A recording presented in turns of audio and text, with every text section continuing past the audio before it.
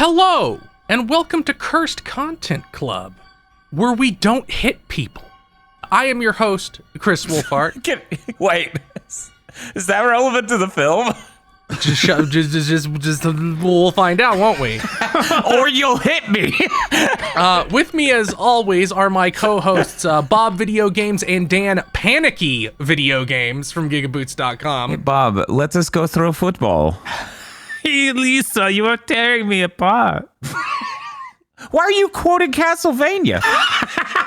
And Dr. Agro, best known as that wizened-looking man sitting in that restaurant you always go to, who you never talk to, but think you maybe should. Oh, hi, doggy. We're watching The Fucking Room. Weirdly enough, I haven't done this already. Neither have I. I have never seen this movie. I certainly hope this goes better for us than the Neil Breen one, where we accidentally picked the one bad Neil Breen movie. Like the one that nobody actually likes. What? Yeah. The funny thing is, the difference between a great Neil Breen movie and the worst Neil Breen movie is like an entire Evo tournament where two moves went different. They're so by the numbers. Still, though, maybe sometime we should give another one a chance. I think it's weird that I've seen a Neil Breen movie. I've seen Birdemic 1 and 2, and I've not seen The Room. Yeah, that is just strange. I also never saw this and only ended up seeing random clips that got passed around, and also I caught like a couple minutes of it when they aired it on Adult Swim. Oh, right, they did. Of course they did. Yeah, I think it was an April Fool's thing. Yeah, it was forever ago. Yeah, of course. I watched it on Adult Swim. Yeah, you're think just it still happened doing this that, decade? right? Yeah, no, that's...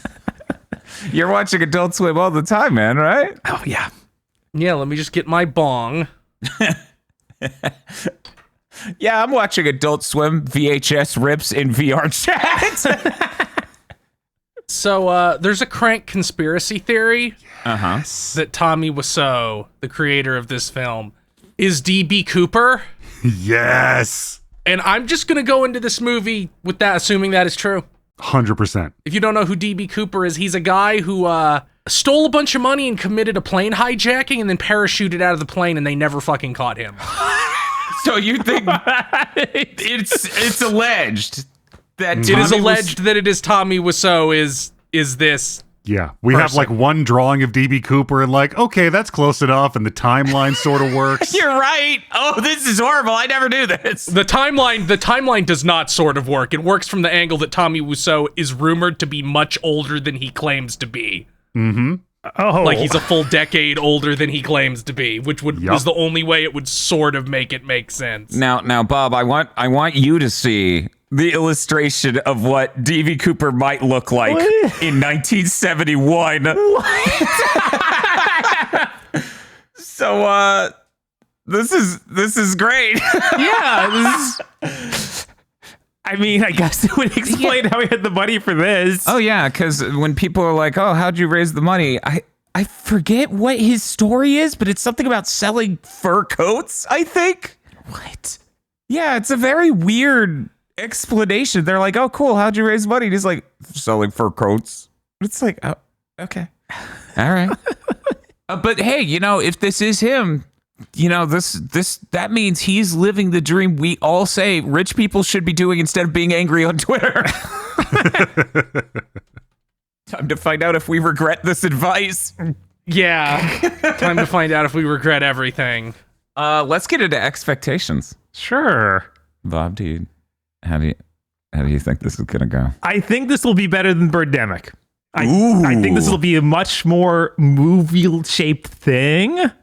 And that's exciting. I've seen stuff where they have sets. Did you say sets or sex? Set with a T. Okay. I've seen both. So Yes, I was like, both are accurate. I don't know. I'm worried. It's slightly more movie-like shape will make it way less enjoyable than Birdemic.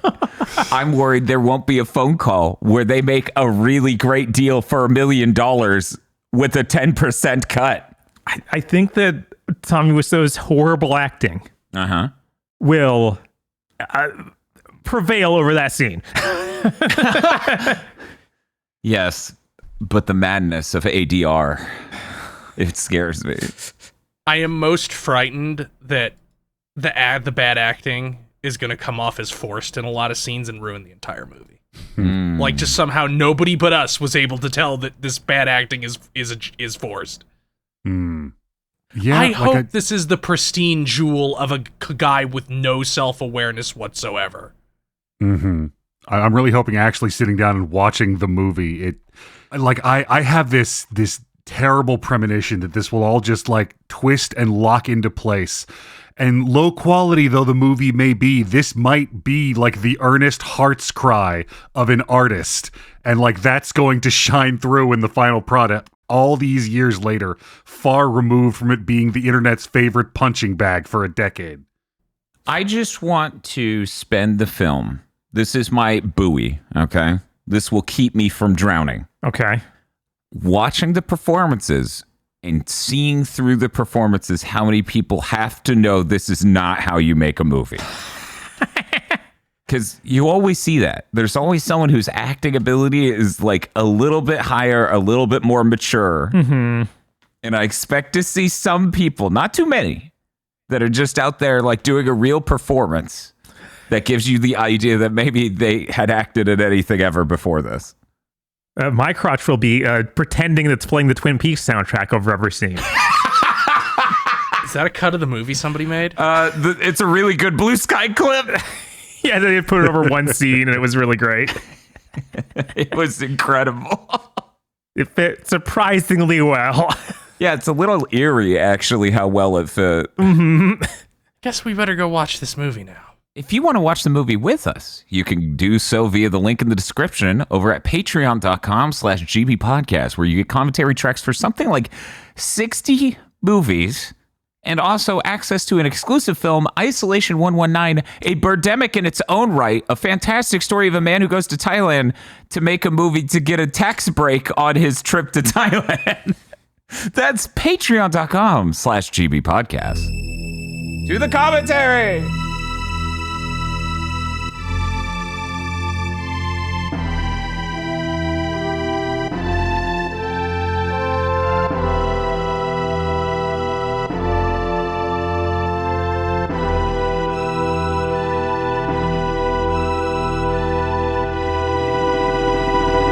And we're back.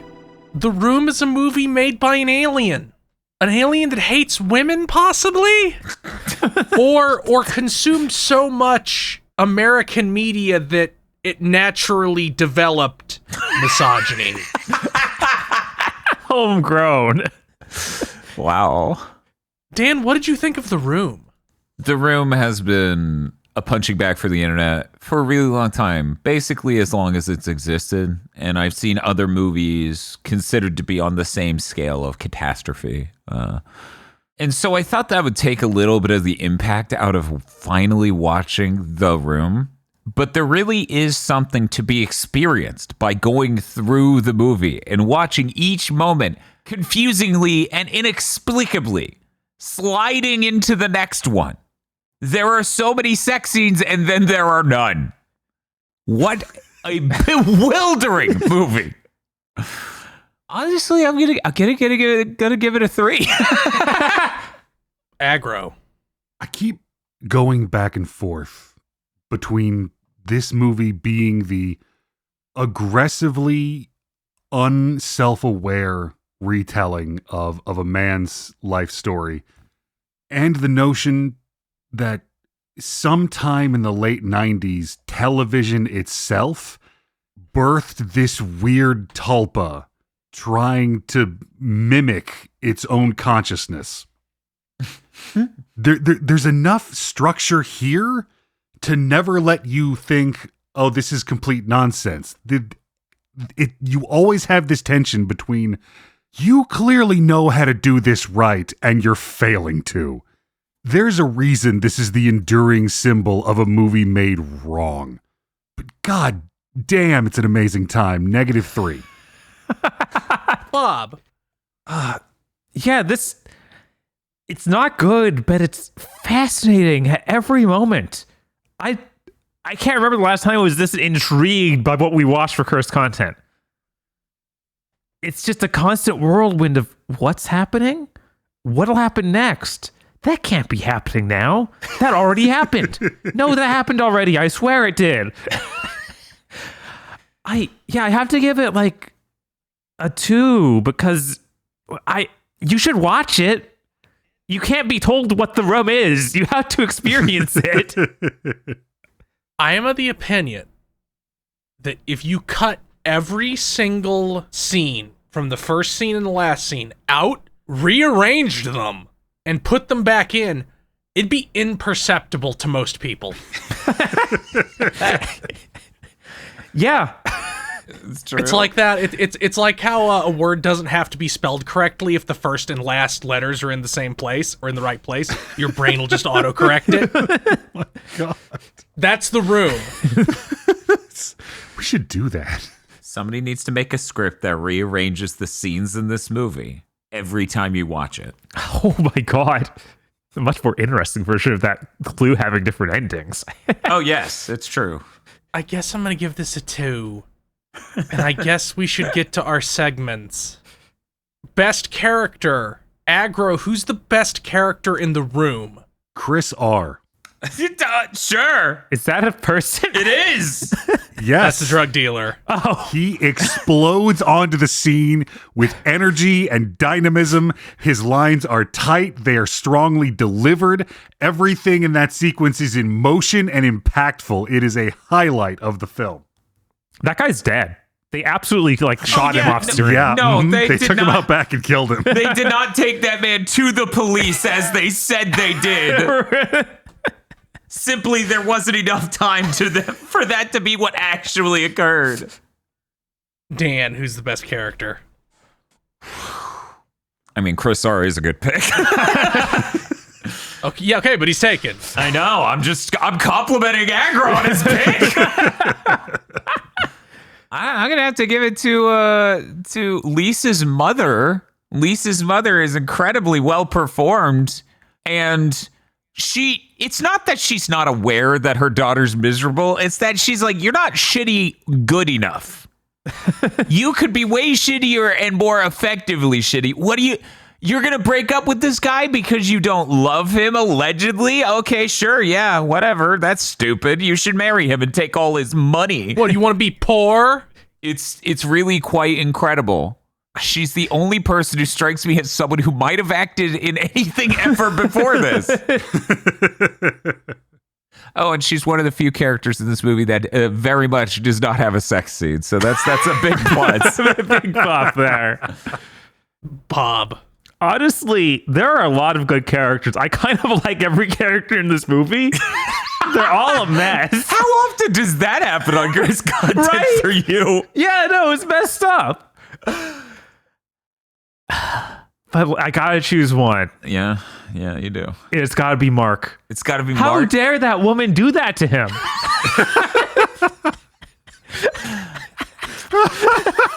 That sure is what he said after having sex with a woman. Yes! Which is obviously a horrible thing to say, and he's a horrible person. Right. But that's the funniest line I think I've ever heard in a Curse Content movie. Oh, yeah, no, it's like, sir, I just heard something fall. Was that your incredibly misogynist pathos for this film? And then he has really funny stories about women being beaten to death. Yeah, it's insane. The further we got from that scene, I was like, that was real, right? He's like, here's the funny story. They beat the shit out of this woman. And then Johnny's like, haha, that is funny. And I'm like, what? No, wait, what? Yeah, Mark's a good pick.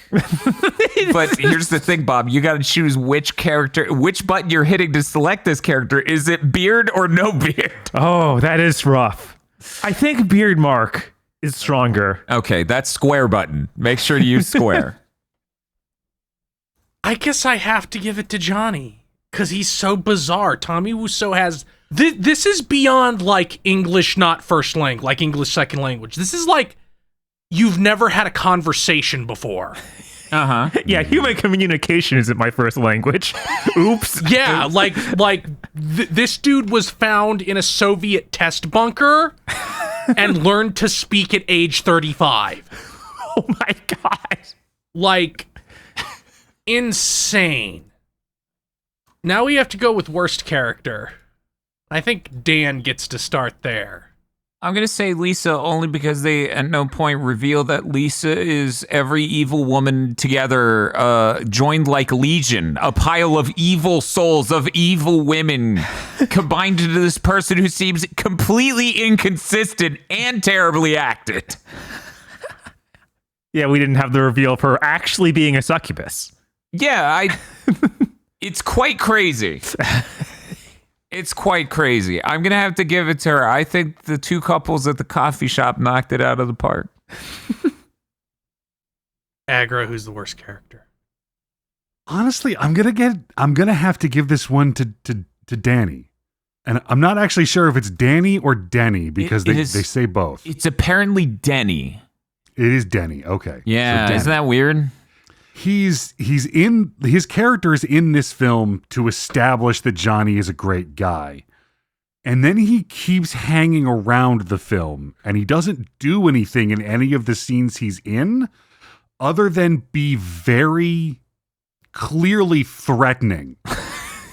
Which is a thing the movie never picks up on or does anything with, and I don't think is supposed to be part of his character. No, I don't think so. But like if you watch the first part of the movie and then pause it and turn and go, okay, someone's going to die at the end of this movie. How does it happen? 100% Denny kills them. Yeah. Yeah. Yeah. I kind of agree with your assessment that in the first draft of the script he was a dog. Mm-hmm. My bizarre adopted son I met when they were an adult already, and I am age ambiguous. Yeah, they haven't even finished the adoption yet. This dude's gonna be adopted at 25. Well, yeah, like what is this? Fucking medieval times? Fucking you need a successor? He's a duke? Oh my god, maybe. Maybe that's the bizarre realm this is written from. Johnny is king of San Francisco and he's looking for an heir. I guess I have Lisa. It's Lisa. It's woman. That's what the movie wants me. The conclusion the movie wants me to come to. I already took that. So I guess I have to come. You did? Mm-hmm. Yeah. Fuck. Got lost in the weed with the coffee people again, so I thought you picked one of them, actually. No, they're great. They're fantastic. I mean, the movie seems to want us to select her. Maybe we should allow two people to select her. Nah, that's not true strength. The mother is even more evil, I feel like. Like, she's the character that actually feels like she comes from a misogynistic place, whereas Lisa's just borderline coherent. She's too Mother's like, incoherent listen, to be a horrible portrayal of women. You got to marry him and not love him so you can take his money. Mm-hmm. That's what women do. That's just how we are. I'm every mother-in-law from the 90s that was on television in the 90s, every single one. Yep. My primary concerns are my daughter getting married and also her not being happy but having money. You know, the Star Trek TNG vibes were clicking up where I'm like, oh, it's a Loax out of Troy episode. Skip. Yeah. Bob. I don't remember if they named this character. I believe he was Michelle's boyfriend. I don't think. Wait, no, I don't think he has a name. One moment. I'll look into this. Okay. Scott. Wait, no, that's the actor. Mike. Okay. Mike, tell stories about things we saw in the movie. That's unacceptable. How dare he? I'm glad Mark killed him in that one scene. It was weird they just shanked him out of nowhere in that football throwing sequence, but it was necessary, I feel. Hey, look, Mark was feeling claustrophobic. You see how that shot looks, and he just had a reaction, okay? He wasn't in a good space. Also, that woman just did sex to him. How dare she? So upset. Guess we have to move to best scene. We've already plumbed all the characters. Not that there's very many characters. A lot are fucking Party Goer 3. There's a surprising amount of characters, honestly. Even if they are Party Goer 3. One of them gets really invested in the story. Yeah, I don't know what's with that guy just showing up and being like, I am now an important character. He comes in at a 10. It's great. God, what's the best scene? There's so many options. I'm gonna have to go with the scene where Denny gets threatened by Chris R. Mm-hmm. It's an iconic scene. It is. Because it comes out of nowhere and we're never given any context up for it besides Denny is involved in drugs somehow. Like, we don't know how much money he owes this guy. We don't know why the guy is so insane. He's like, the person with the money is coming, and then pulls the gun out upon hearing that. Like, this isn't give me 3 days. It feels like Tommy Wiseau watched a bunch of these movies and is like, well, they say give me more time, and then he says no. But normally it's days, not 5 wait minutes. 5 minutes. Yeah. It's like it feels more like this guy's complying with you. You pulled the gun on him. Well, obviously he was tweaking. Maybe he's just a really incompetent criminal. Yeah. And then we have to assume that he leaves that scene and they kill him in the back room and take his gun because the gun shows up later in the movie. Also, amazingly, that scene just keeps going, and it's so much screaming. Yeah, every character flash steps into the scene, even if there was no establishing shot of them being there or arriving. You almost see the Unreal Engine instancing a new actor moment of them T-posing for one frame. Bob, what's the best scene? Oh my God. Yeah, it's littered with incredible scenes. Oh. I'm tempted to pick the one it's hard to even describe it because people are just walking through Tommy's house for seemingly no reason. Like, that's the only place they can go. So, like, the girlfriend goes through with her mom, and then also that other couple shows up for a moment, and then they come back again, and it's a nightmare. It makes almost no sense. But you know what? That's too incoherent. I'm going to choose the scene where Lisa orders pizza. And it's just a bizarre sequence of events where it's like, I already ordered the pizza, Tommy. I did it 35 minutes ago. Right, exactly. Dr. Manhattan, like fucking Ozymandias thing. Yeah. Why would I tell you about a pizza when you could stop me from ordering it? It's a full moment really early in the movie. You can tell things are not quite right. This movie's unwell. Yes. Dan, what's the best scene? You're up. Okay. So they're having this claustrophobic party. It's horrible. We've crammed what feels like 9, maybe more people into this incredibly small room. And then they go, let's go outside. And they go to a completely new set that looks incredible. And then Johnny makes the announcement that Lisa is pregnant. And immediately no one says anything to Lisa. No one's like, congratulations or anything. We pan over to her and they're like, wow, you're pregnant? She's like, no, it's a lie. It's like, what is going on? It is this incredible scene of moving the plot along right within earshot of all these characters who should be hearing this shit and going, wait, what? You're not pregnant? What? And then they go, let's go back inside. And I think that makes that the most incredibly special scene. It's such a good set they filmed it on. It's such an insane order of events. And then they go, well, let's go back inside.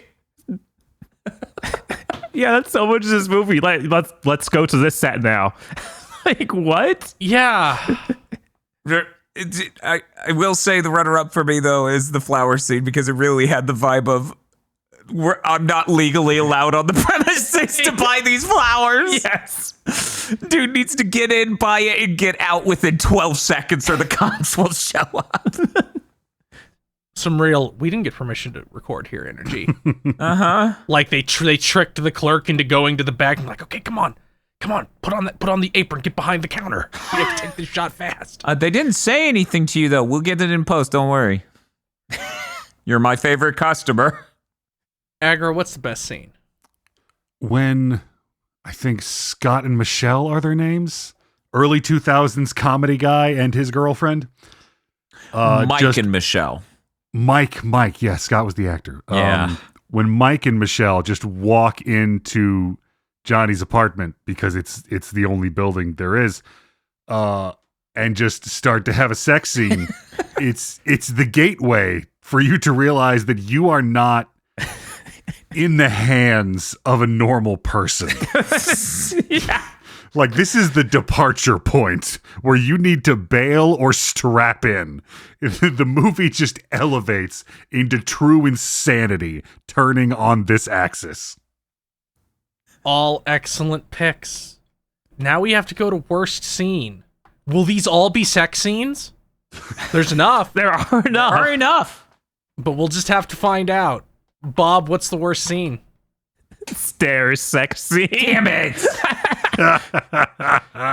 It is so obviously terrible. It is. It's all one angle. They can't really fit the camera there at all. It just comes off as super awkward. But also, it includes the part where Mark's like, how could you do sex to me? It's all there. There's so many options. And every option could also somehow be in competition for best scene. Every scene in this movie's in a quantum superposition. I'm gonna go with playing football in the postage stamp room. Oh, is that the fake back alley? Yes. Okay. Which they have access to a real alley later. Damn. But first, they play football twice in the movie. First, later, actually in an outdoor area where they can play football. And the first time in a room that's like the size of a walk-in closet. But that scene is great. They kill Mike. I miss him. I don't. Yeah, it could also be best scene, but I have to give it worst scene just because it's so incomprehensible. It kind of reminded me of Sliders. Uh-huh. When in the episode of the Brain Ball episode of Sliders, this is an internationally acclaimed sport they're doing in half a high school gym. Yes. These athletes are worth millions. Please believe me. Aggro, what is the worst scene? So interestingly, it came down in the end to two scenes featuring the psychologist. Who is, what the fuck is he doing in this movie? In the end, it's got to go to the other football alley scene where they're all in tuxedos. Where, like, leading into it, they badger him into playing football in the alley in their tuxedos by incorrectly doing the chicken buck thing. And then he immediately falls over in what I'm assuming is meant to be a comedic beat. And then the scene is over. Yep. I don't know what happens directly after it because that's Complete. the weird tarot card book of thought structure this movie has. Right, yeah. I think that was the last scene, the tuxedos, though. Just about, if not literally, yeah. God. What a movie. Yeah. Dan, you're wrapping us up. What's the worst scene? I'm going to be honest. Every single pick I was going to do has been taken. We're now just getting into deranged tears. I hope you're ready. The first sex scene, because they kept showing shots that made me go, what? Where's that water? Where are we in this? Is this movie really fucking 3 minutes in? It's a terrible feeling. It is bewildering, and you think you might have accidentally just started watching a porno on it. I genuinely think the first one is the most jarring of them all. By the time you get to any more of them, you're just like, okay, this frequency is weird. Right. But you showed up front, you just want to film people fucking. I get it. I understand why you made this film. But yeah, that first one's just absolutely bewildering. It's like, Yeah, we don't even know who any of the people are yet. At all. yeah, you haven't introduced a character, but now they're fucking, and I just have to deal with that. At least I know who they are by the time you do it again. We just had Denny like have a super awkward thing where he wants to watch them. Uh-huh. It's so strange. The first one's terrible. However, Bagro didn't take the psychiatrist falls over scene. Mm-hmm.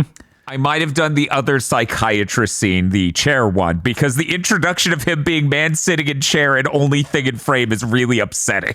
That is the worst way I've seen a movie introduce a character in a while. I would rather it be like the guy at the party who's like, I've gained sentience and I'm now no longer an NPC. I'd rather deal with that than This guy is sitting in this chair and staring at you while Tommy Wiseau's ass is barely visible in the shot. Thank you, movie. Do you think you could have established him being introduced to the film watching crew, the audience at all? No? Okay. He's just there. But yeah, that first sex scene is absolutely terrible. You barely have any idea what the movie is, and now you just have to deal with minutes of this. Like it just keeps going, and it's very clear Tommy Wiseau does not know where the human vagina is. Yeah. Yep. I was like, well, maybe he's trying to... No, it's too low for that. Right? Like I'm not saying there's something wrong with grinding on a woman's stomach, but if you're going to put that in a movie, you have to establish that you're doing that intentionally. Yeah, he didn't work that up for the sex scene, honestly. You're right, Aggro. This movie would have got up a point if only he just go, okay, well, I'm going to fuck your tummy. You know how much I love your tummy. And then she's like, I know, Johnny. And then Denny's there, and he's like, I know, too. And he's like, Denny, you 25-year-old man. If I met me from the timeline where that was in the movie, I'd be like, yeah, that tracks.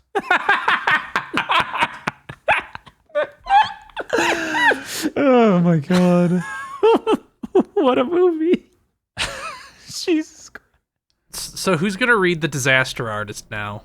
Because I know I am. I think I have to. I want to see the movie just because the extra layer of insanity to that notion.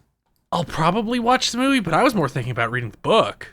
Yeah, that's definitely a more edifying experience. Yeah, I want edification. I want to know what the fuck was going on. Meanwhile, I just want to watch James Franco pretend to be Tommy Wiseau. I mean, that's tempting too. Yeah. And we get to watch. We get to watch The Room again when The Room remake comes out.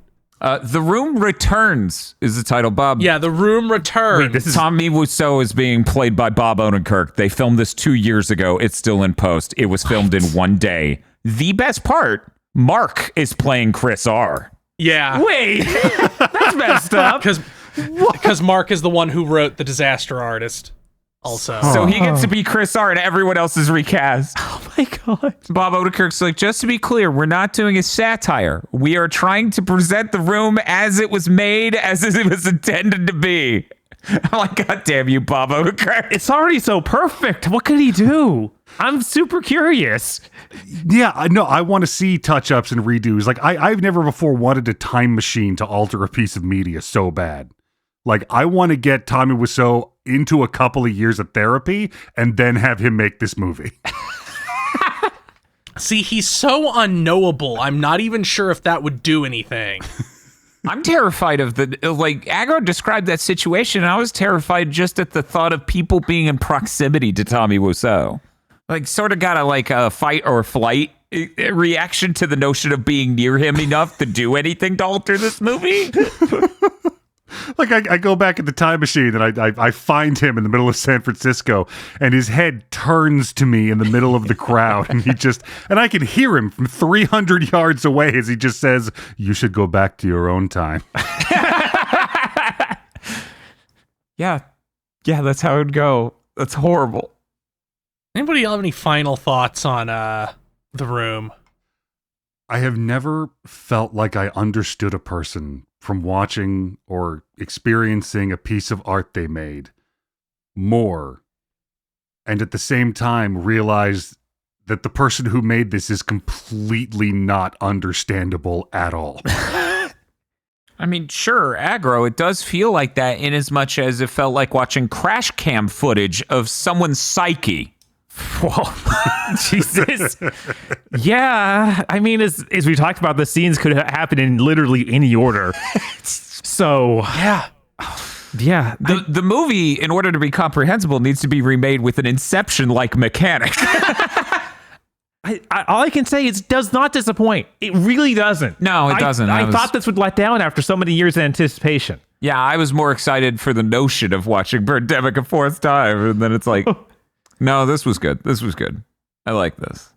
See, we just need to cut in a final scene that's like, the whole movie was actually Johnny's fading thoughts as he died, and what actually happened was coherent and followed a structure. Oh, was he drunk? No, he was Tommy Wiseau.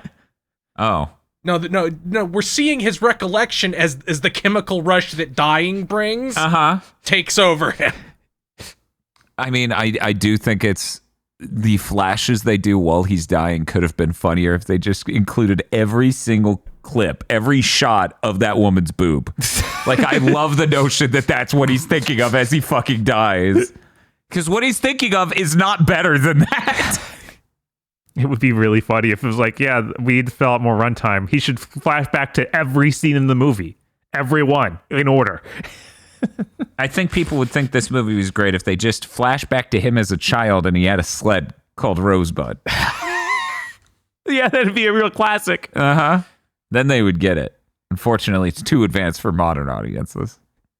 The executive producers for this month's GigaBoots videos are Spaceman Spiff, Red Blaze 27, Brendan O'Sullivan, Cooper Tank, BN12, Rado, and Virvarm. Thank you very much to our executive producers, and also these guys. If you want to become an executive producer or a normal patron, head on over to patreon.com/gigaboots today.